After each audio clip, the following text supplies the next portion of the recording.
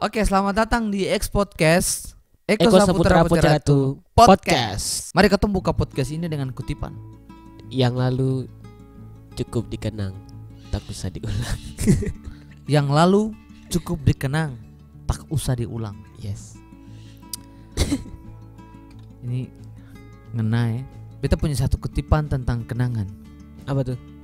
Kujelajahi semua tempat-tempat yang pernah kita lalui, dan semua yang kutemui adalah kenangan yang dipatah-patahkan oleh waktu.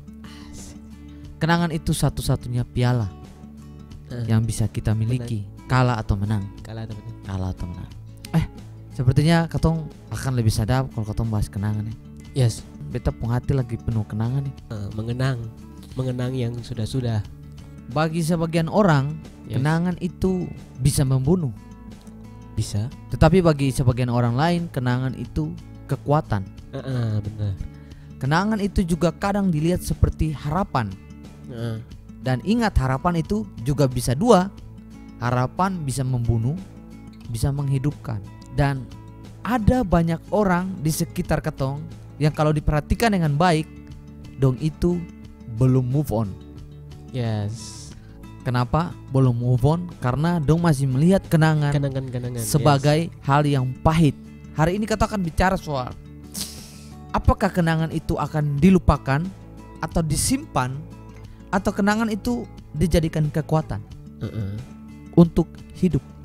Pertanyaannya hari ini nih, bagi katong sendiri kenangan itu jadi apa?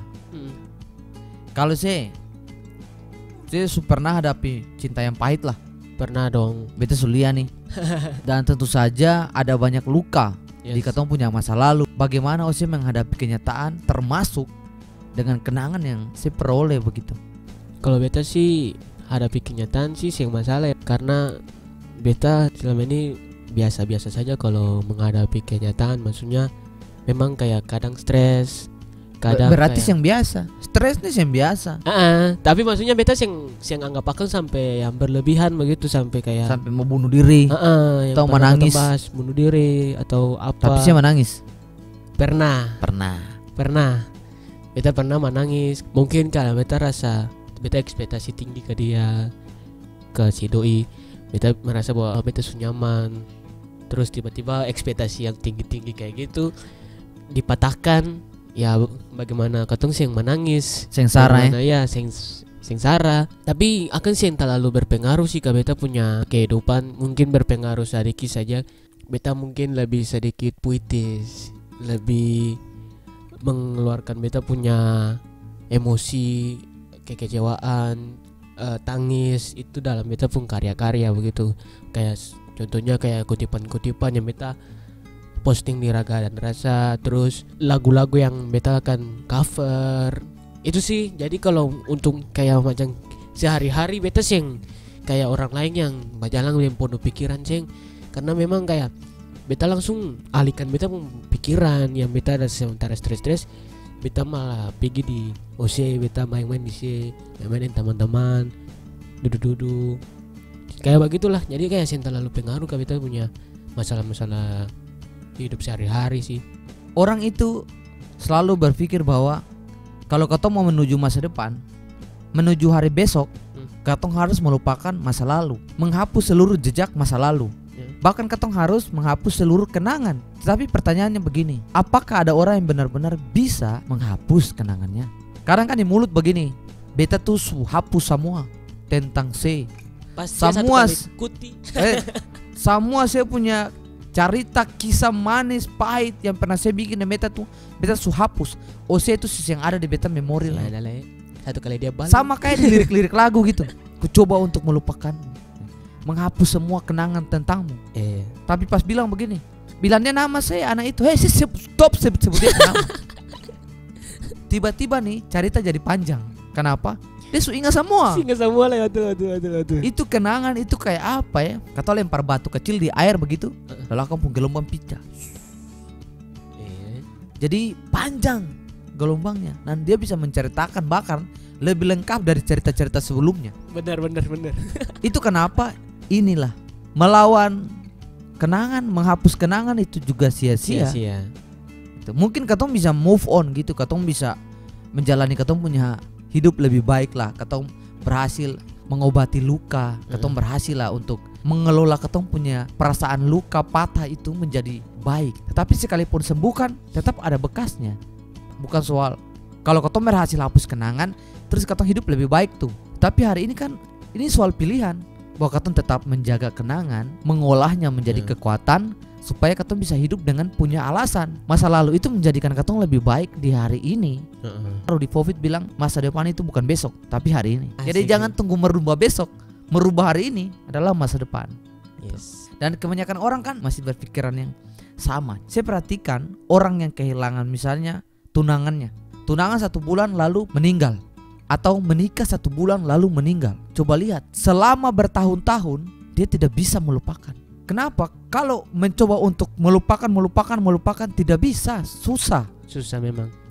Kenapa kata saya memilih untuk tetap mengingat? Kenapa kata saya memilih tetap menyalakan kenangan itu seperti api? Dia akan tetap menjadi bara, tetap ada, tetap panas. Tetapi kenangan itu bukan menutup katong untuk beta saya bisa dengan orang lain, beta saya bisa menghadapi hidup, beta saya bisa makan, beta saya bisa kerja, beta harus stop, beta mau tetap di kamar menangis dan beta saya akan buka hati untuk siapapun. Nah ini salah. Ini yang salah, benar. Tetapi kenangan itu membuat katong menjadi lebih kuat. Beta masa lalu mau pahit mau manis itu tetap nikmat dikenang begitu. Salah satu puisi yang ditulis oleh Rudy Fofit juga itu beta senang dengan cerita itu soal kenangan yang pahit itu kan tetap akan katong rindukan. Seperti Jona si ingaseng di waktu kecil saya mau pernah pukul atau cubit ose kaseng. Pernah, beta tetap ingat akang sih. Tetap ingat toh. Meskipun dulu itu sakit. Tetapi sekarang kalau dikenang itu sesuatu yang manis. Iya benar. Bisa mama tuh dulu cubit beta yang gitu. Katong menceritakan itu sebagai satu kenangan manis gitu. Yes. Hanya butuh satu kenangan manis untuk menghapus semua yang pahit. Iya benar. Cahaya dari timur. Iya Dan sih. itu juga dibilang oleh Rudy Fofit. Hari ini katong masih di posisi sebagai orang-orang yang terjebak dalam satu pemahaman tentang kenangan bahwa itu harus dihapus. Menurut Jona bagaimana? Ya parbeta sih katong salah menafsir kenangan mungkin ya. Katong menganggap bahwa kenangan ini penyakit yang katong harus hilangkan begitu. Padahal sih seng juga begitu. Asal katong mampu mengolahnya begitu. Ya. Katong akan bisa hidup berdampingan dengan kenangan begitu. Itu sih parbeta karena susah untuk katong untuk menghapus kenangan begitu karena katong punya kapasitas otak memang sangat tak terbatas mungkin ya. Sampai katong masalah-masalah dari yang berapa puluh tahun katong masih bisa ingat. Itu karena katong satu kali tulis tuh, satu kali terekam dalam otak mungkin katong saya bisa lupakan gitu. Itu sih parbeta. Nah selama ini kenangan-kenangan yang saya punya itu bukan hanya tentang pacar ya. Jadi ini bisa kenangan semua lah, kenangan dengan orang tua, dengan teman-teman. Apa yang sudah saya lakukan dengan kenangan-kenangan itu? Apakah kadang-kadang saya bercerita dengan kenangan itu? Apakah sering saya menjadikan sebagai teman tidur sampai terbawa dalam mimpi? Apakah saya jadikan itu dalam karya-karya lagu? Apa yang saya lakukan bersama kenangan itu? Oh pernah sih beta bikin akan dalam karya. Beta pernah usaha mengingat lagi apa sih yang memang hal-hal yang memang menarik untuk bisa dikonsumsi publik begitu. Jadi beta usaha untuk peka sama beta diri sendiri, hal-hal apa yang beta pernah lalui dengan siapa begitu. Lalu beta coba tulis, beta coba tuangkan dalam kutipan, beta coba tuangkan dalam lirik. Dan ya puji Tuhan akan bisa jadi obat lah per orang lain begitu. Karena kalau memang katong yang tadi beta bilang, kalau katong mampu mengolah, katong punya kenangan, katong bisa ubah itu dengan baik, kayak berubah jadi karya, berubah jadi apapun, itu bisa jadi obat lagi bagi orang lain begitu, bisa menyembuhkan orang lain malahan. Karena memang beta rasa kalau katong berusaha peka sama katong punya kenangan, apa yang katong pernah lewati, lalu katong olahkan dengan baik, lalu katong sampaikan ke publik, itu pasti akan nyampe juga ke publik begitu. Itu memang beta rasakan sih. Beta pernah bikin kutipan yang bukan dari beta, maksudnya pengalamannya bukan dari beta sih mengalami itu, tapi beta berusaha tulis, impactnya ya yang terlalu nyampe ke orang. Beda dengan apa yang beta ngulik dari beta diri sendiri begitu. Apa yang beta berusaha untuk keluarkan, apa yang benar beta alami itu memang beda sama apa yang beta tulis biasa begitu. Itu sih. Beta juga sama, punya banyak hal yang dulu itu beta coba untuk lupakan, Jonas. Dan akhirnya beta berusaha sampai di satu titik aku sadari bahwa aku kehabisan cara bagaimana melupakanmu. Iya, itu yang saya mengkutipan itu sih. Jadi itu sesuatu yang sia-sia. Sekali lagi beta mau bilang begitu. Beta memilih untuk mengabadikan semua kenangan itu di dalam puisi-puisi. Yes. Di dalam cerpen, di dalam novel, di dalam lagu. Beta coba menjadikan itu sebagai kekuatan dalam karya, dan karya itu bisa juga menguatkan orang lain. Dan ini menjadi salah satu usaha beta bahwa ketong perlu membenci kenangan sesakit apapun itu. Percaya atau tidak, dia adalah benang-benang yang mencoba untuk menjadi baju yang ketong nanti pakai, dan suatu saat ketong akan bangga. Inilah masa lalu beta. Inilah kenangan beta bersama keluarga, bersama mantan. Inilah kenangan beta bersama teman-teman. Inilah kenangan beta tentang sesuatu tempat yang pernah beta datangi. Sesuatu rekaman yang telah merampung semua, memotret semua hal yang beta coba untuk lupakan dahulu. Dan sekarang malah beta coba untuk gali lebih jauh, mencoba memaksa ingat lebih jauh. Benar. Dulu kan katong benci, sekarang malah tiba-tiba mau mengingat lebih banyak. Karena memang itu kalau olah akan beta rasa sih hal-hal yang dulu pernah katong benci, tapi kalau katong ingat akan lagi itu akan kayak jadi manis. Makanya tadi beta bilang, yang dulu katong benci, yang dulu pahit, sekarang jadi manis. Yang penting katong tahu mengolahnya. Jadi ini inti penting dari podcast kali ini, teman-teman. Kenangan tuh suatu saat katong bisa pakai akan kayak baju, dan katong bisa banggakan. Apa sih yang kenangan-kenangan yang mungkin menurut saya dulu tuh pahit, tapi sekarang sih bisa olahkan dan bisa sih banggakan ke publik begitu. Beta pernah diputuskan oleh perempuan, dianggap orang bilang apa sing level lah. Kalau orang bilang tuh situ pun apa gitu. Tuh. Ya dari kampung, miskin pula, kecil itu di mata dong yang ada lah. Beta karena dulu ya apa yang beta punya, HP yang ada, motor yang ada. Gitu. Cewek-cewek mau motor, mau naik oto, mau dapat traktir makan, mau jalan-jalan, beta sih bisa berikan itu semua. Ya kalau mau naik angkot bisa, kalau ketemu jalan bersama bisa. Jadi banyak kali beta dulu itu diputuskan karena alasan-alasan itu. Walaupun di muka beta dibilang bahwa tahu-tahu alasannya situ terlalu baik. Basi lah kalimat ini.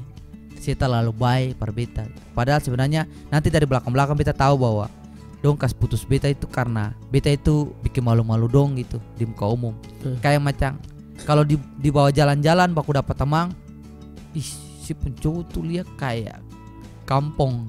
Tapi beta jadi punya kesimpulan bahwa kayak dong punya alasan yang sesungguhnya itu katong akan tahu pas katong sudah lihat dong dengan yang lain begitu. Jadi kayak kriteria baru yang dong pilih sekarang nih, itu yang menentukan bahwa kenapa sampai dong kas putus katong. Sih nanti lama-lama baru tahu. Kayak dong kas putus katong kayak bilang kata katong nih terlalu baik, terlalu ini.